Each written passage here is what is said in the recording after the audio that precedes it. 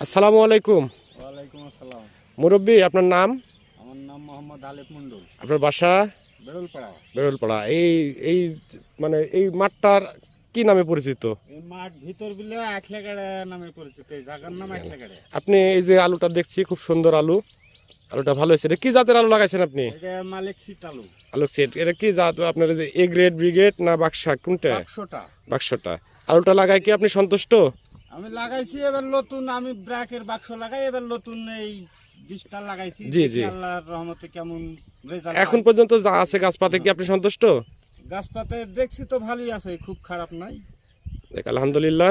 তাহলে মোটামুটি আমরা যা দেখছি, আমরা তো দেখছি, আরো ভাইরা আছে, অনেকে দেখছে, তো মোটামুটি ভালো। আমরা আরো প্রজেক্ট বেড়ালাম, সবারই তো ভালো।